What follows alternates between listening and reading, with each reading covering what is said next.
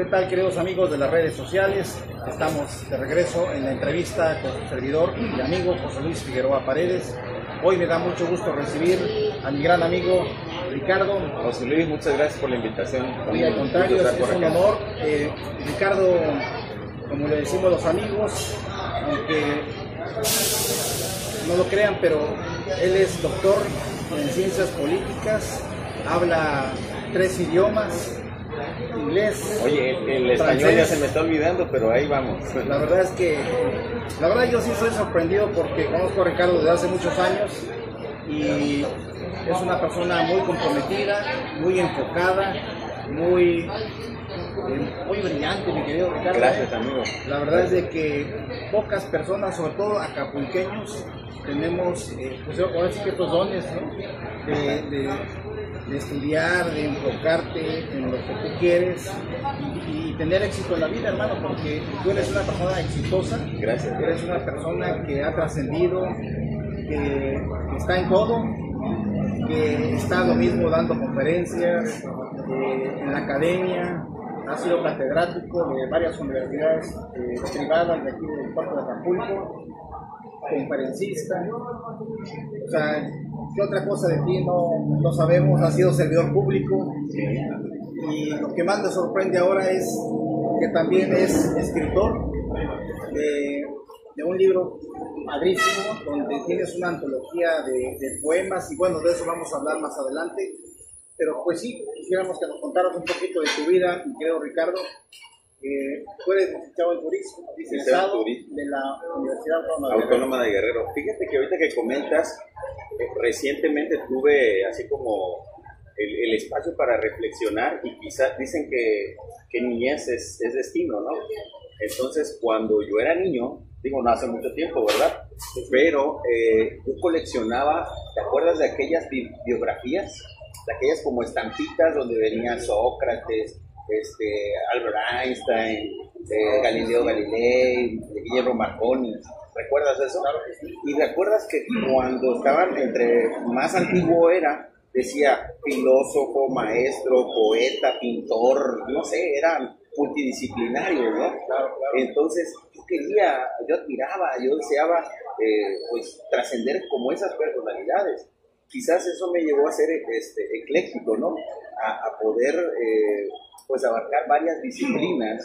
De hecho, como tú lo dices, mi formación profesional pues tiene que ver con varias áreas, ¿no? Estudié una carrera técnica en informática aplicada, que bueno, para nuestra época sigue muy vigente. Estudié posteriormente una licenciatura en turismo, luego una maestría en administración y luego un doctorado en ciencia política. Entonces sí ha sido bastante ecléctico toda esta gama de disciplinas que he abarcado. Y obviamente, o sea, te licenciado en turismo a doctor en ciencia política. Sí. ¿Qué te llevó, o qué te inspiró, qué te motivó a estudiar la carrera de ciencia política? Fíjate que cuando me decías ahorita acerca del tecnológico, antes a la entrevista, que fui a dar una conferencia de tecnológico, yo estudié en el tecnológico. Estudié un año, mi papá, que en paz descanse, era ingeniero químico petrolero de la UNAM, y pues ya sabes, uno quiere ser como el papá, ¿no? Entonces, pues cuando yo decido una carrera, empiezo a buscar una carrera similar, y aquí en el tecnológico estaba la de ingeniero bioquímico en alimentos. Inicio esa carrera, pero después me doy cuenta que mi vocación y mi ámbito profesional iba por otro lado. Yo en ese tiempo ya tenía mi primera empresa y nos dedicábamos a la organización de eventos sociales con David Aguilar, que hoy es el dueño de Collage, por cierto. Como no, gran amigo. Con David y otro amigo que está en el gobierno de la Ciudad de México, iniciamos una empresa. Y entonces yo me di cuenta que no iba tanto por ahí, por la bioquímica, sino que iba por las ciencias sociales, ¿no? Entonces me retiro del tecnológico y empiezo a estudiar la licenciatura en turismo. Pero después, por azares del avatar profesional, empiezo a trabajar en empresas como Deportes Martí, me invitan a administrar unos hoteles, etcétera, etcétera, y me atrae mucho la administración, los números, los cálculos, la parte de manejo de tiempos, manejo de personal, y pues me voy a estudiar la maestría en administración. Pero Posteriormente, yo tenía la intención de estudiar un doctorado en economía, era lo que a mí me atraía. Sin embargo, no había aquí en Acapulco esa disciplina y solo la había en Chilpancingo. Para mi criterio en ese momento, pues era algo complejo estar yendo a Chilpancingo, los fines cada semana y poder estudiar allá. Pero decía John Lennon, la vida es lo que sucede mientras hacemos planes. Resulta que estando ya trabajando en migración, en el Instituto Nacional de Migración, hago un sistema computacional que permite que los trámites, en lugar de resolverse en 30, 60, 90 días, se resolvían de manera inmediata, o al menos el oficio de resolución salía de manera inmediata a la hora de capturar los datos de la solicitud. Y eso me permite irme a México, al Instituto Nacional de Migración, como subdirector nacional de corresponsales, refugiados y ministros de culto.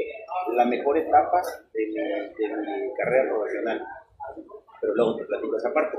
Y entonces encuentro, en la búsqueda de ese doctorado en economía, encuentro que en Acapulco se iba a llevar a cabo el doctorado en ciencias políticas, en el IEPA, Instituto Internacional de Estudios Políticos Avanzados, Ignacio Manuel Altamirano.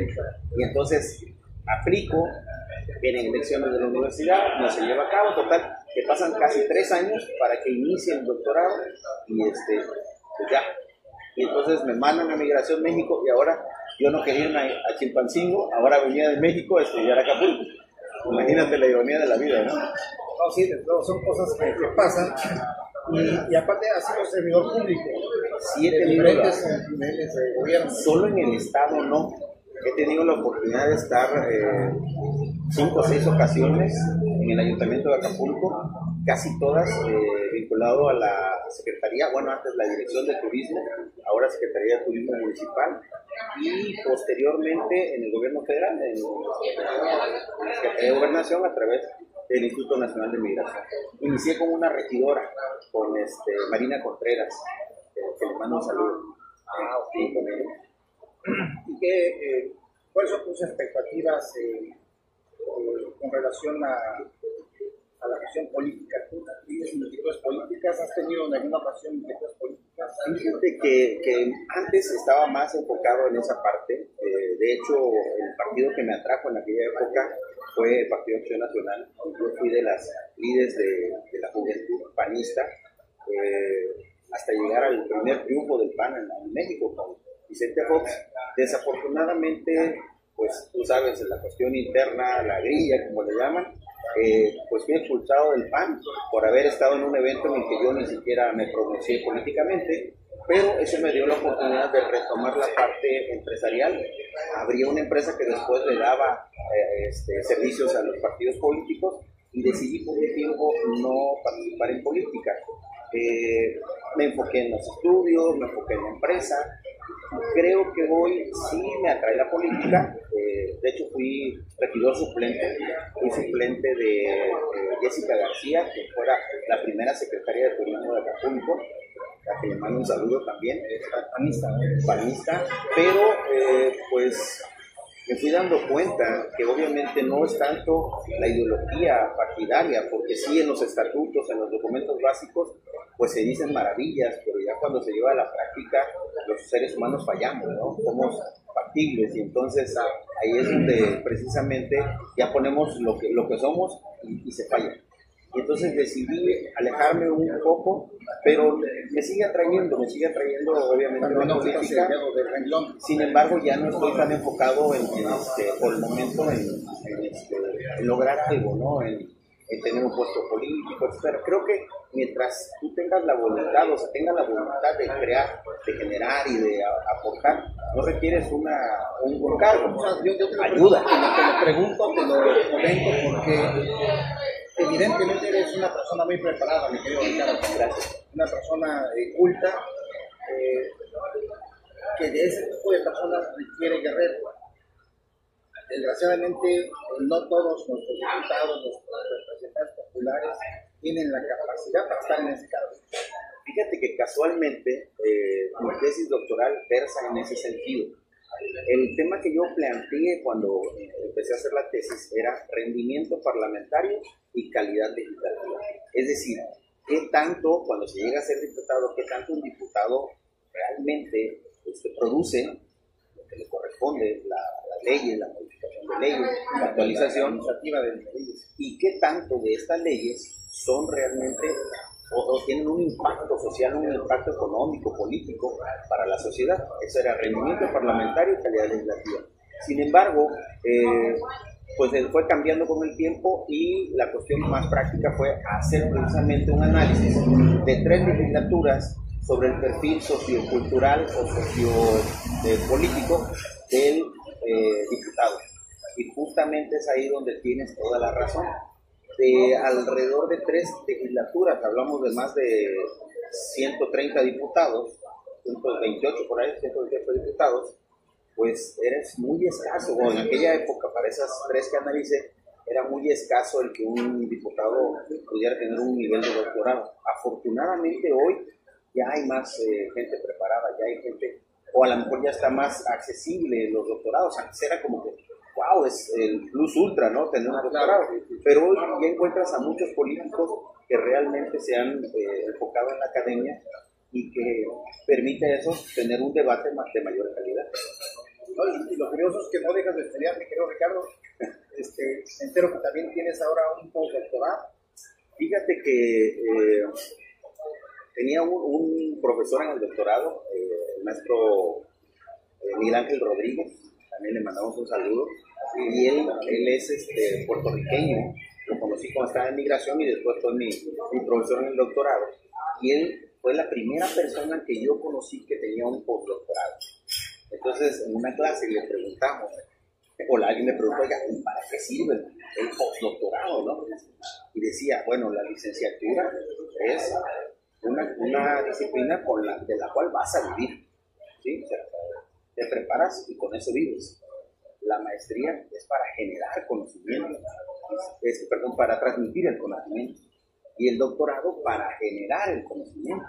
Y le pregunta, ¿y el postdoctorado? Dice, no, ese nada más es para presumir. Pero bueno, fíjate que en mi caso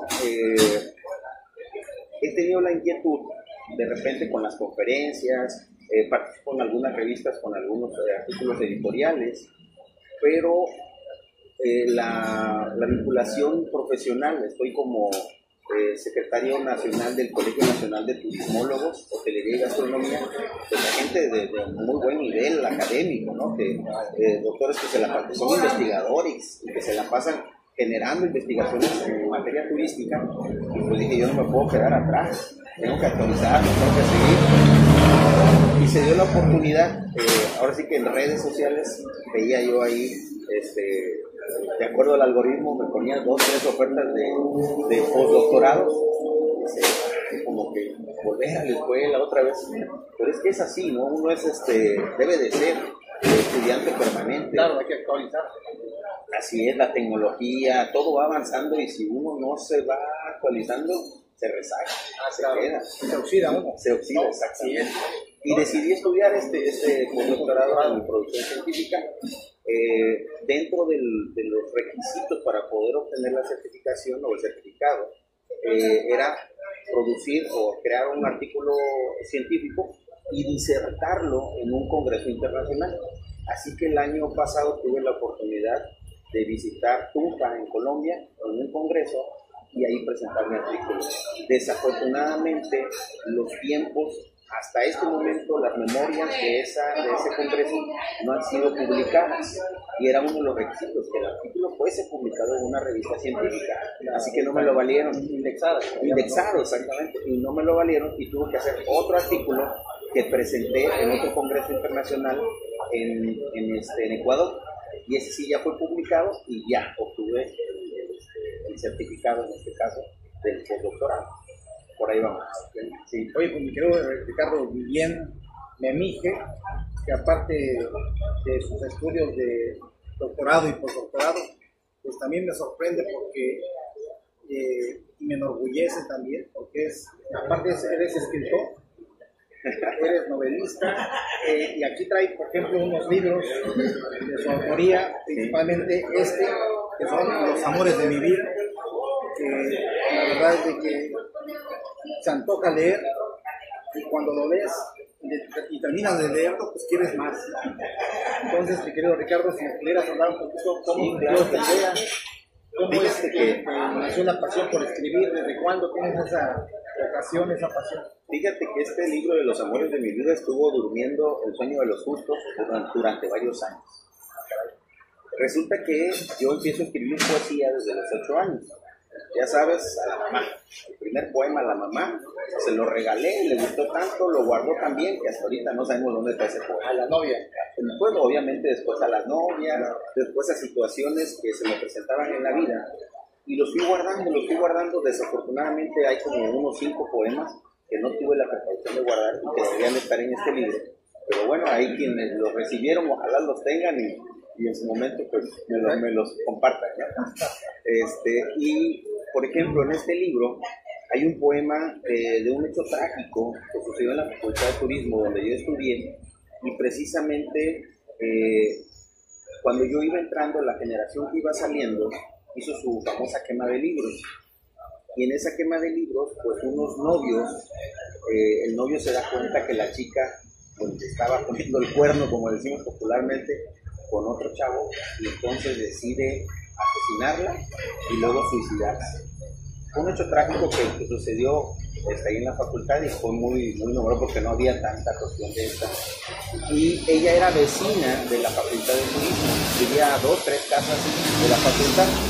Entonces, la mayoría de los que estudiábamos en ese momento, toda la generación, éramos como 1200. Íbamos a hacer guardia en su velorio, estaba muy cerca. Y justo estando en la guardia, pues empiezo yo a ver los llantos, a escuchar los llantos, a ver pues todas las personas que estábamos ahí, las flores, las velas, etcétera, etcétera. Y en esa fila, porque éramos bastantes, para hacer la guardia, fui haciendo yo en una libreta lo que veía, lo fui cuadrando según yo mi sentido. Lo fuiste plasmando. Exactamente.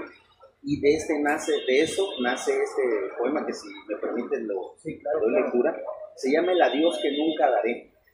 ¿Y por qué se llama así? Bueno, creo yo que cuando pues ya estamos en ese último instante en donde estamos siendo velados, pues quisiéramos tener la oportunidad de decirles a quienes están presentes: oye, gracias porque soy importante para ti, gracias por estar en mi último momento en esta tierra. Y no lo podemos hacer.